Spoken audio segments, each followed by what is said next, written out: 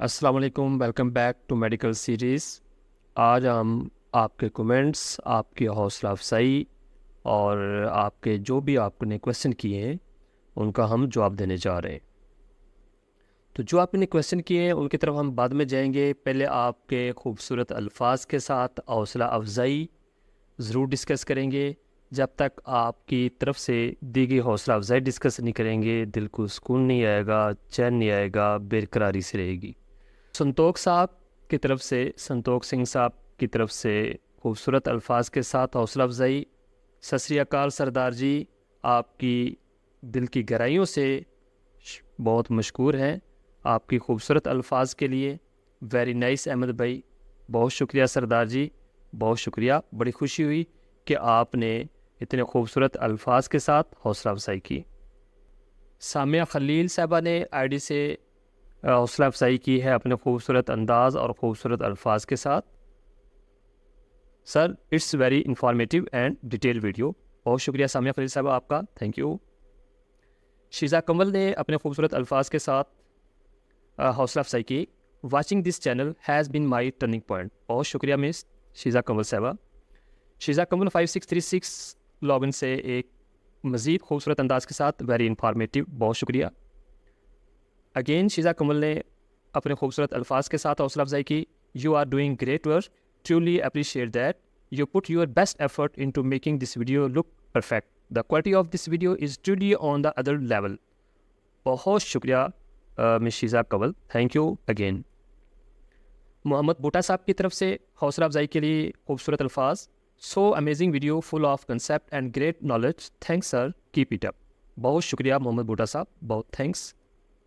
मोहम्मद अबू बकर साहब की तरफ से हौसला अफजाई के लिए बहुत खूबसूरत अल्फाज इस्तेमाल किए गए।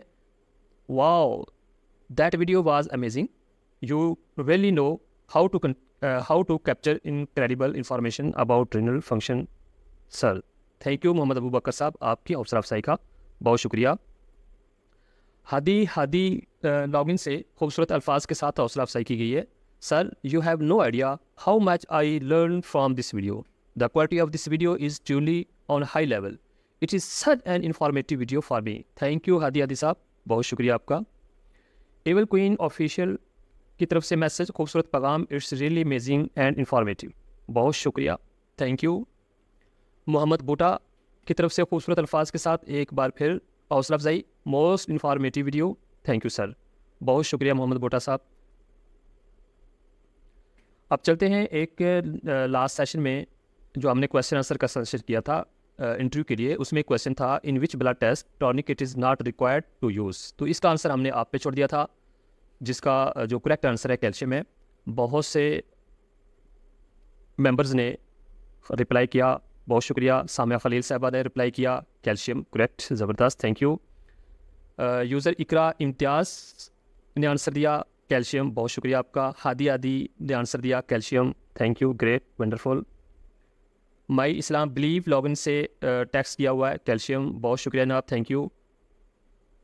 इसरा मोहम्मद उस्मान हमीद साहब ने आंसर दिया, बहुत शुक्रिया उस्मान हमीद साहब, थैंक यू। अलीज़ा सलामत कैल्शियम के आंसर के साथ, बहुत शुक्रिया आपका। मोहम्मद बूटा कैल्शियम के आंसर के साथ।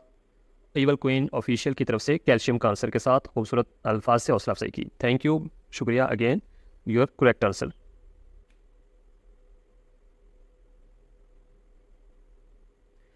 अब आते हैं आपके पूछे गए सवालों की तरफ। मोहम्मद अबू बकर ने क्वेश्चन किया है, सर कैन वी डन बन टेस्ट ऑन एनी डिवाइस। तो जनाब, बन के लिए हम कोई डिवाइस यूज़ नहीं करते, इसके लिए आम तौर पर यूरिया का टेस्ट परफॉर्म किया जाता है। फिर यूरिया से ब्लड यूरिया नाइट्रोजन जो है वो ड्राइव किया जाता है। यूरिया को अगर 2.14 से डिवाइड किया जाए तो हमारे पास ब्लड यूरिया नाइट्रोजन की वैल्यू आती है। इसका ऊपर लिंक में इसकी वीडियो ब्लड यूरिया नाइट्रोजन जिसमें डिटेल के साथ बयान किया गया है, तो वो ऊपर दिया जा रहा है, आप इसको ज़रूर देखिएगा।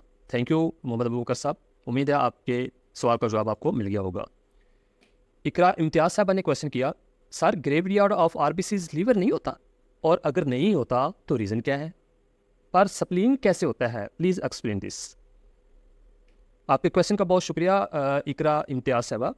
एक्चुअली आरबीसीज जो बूढ़े हो जाते हैं, ओल्ड एज हो जाते हैं, या जो आरबीसीज अपना लाइफ स्पैन पूरा कर लेते हैं, जब वो स्प्लीन के अंदर से गुजरते हैं तो स्प्लीन के अंदर मैक्रोफेजेस का इतना पावरफुल सिस्टम लगा हुआ है कि कोई भी रैप्चर ओल्ड एज जो आरबीसी है वो उसमें से पास आउट नहीं हो सकता।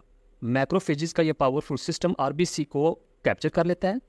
अगर आरबीसी रिपेयरेबल है तो उसको रिपेयर करता है, अदरवाइज जो रिपेयरेबल आरबीसीज नहीं है उनको डिस्ट्रॉय कर दिया जाता है ये सिस्टम। ठीक है, तो वो एक वैसे तो पूरे बॉडी में ब्लड स्ट्रीम में आरबीसी कहीं ना कहीं जो है वो टूट फूट का शिकार हो रहे होते हैं, लीवर में भी है, लेकिन जो एक मैकेनिज्म स्पेशल इसी काम के लिए है वो स्प्लीन के अंदर है। Thank you.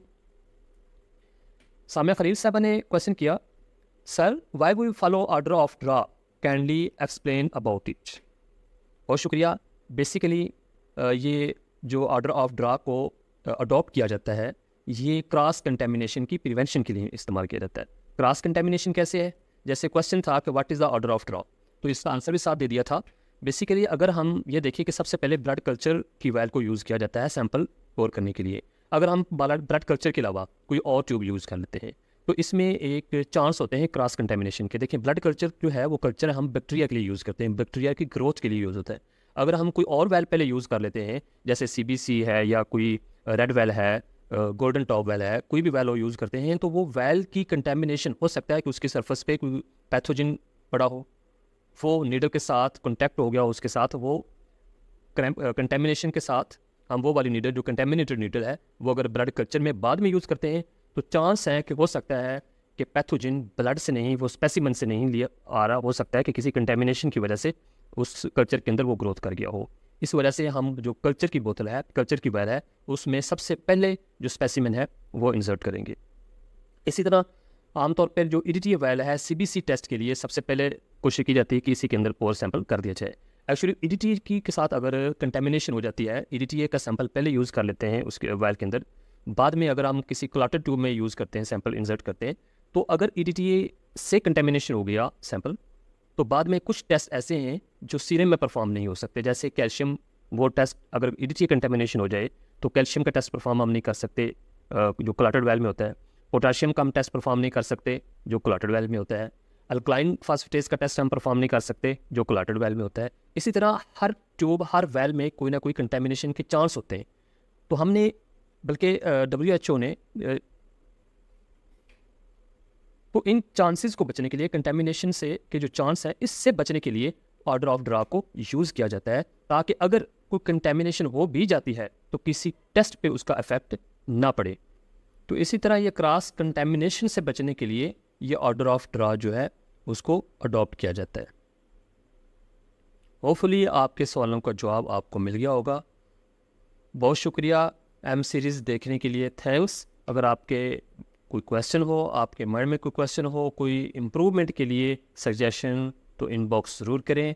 आपके हर ज़रूरी और अहम सवाल का जवाब ज़रूर दिया जाएगा। इसके साथ ही इजाज़त दीजिए। अपनी सेहत का और अपने ईमान का ख्याल ज़रूर रखिएगा। मिलते हैं नेक्स्ट वीडियो में, तब तक के लिए अल्लाह हाफिज़।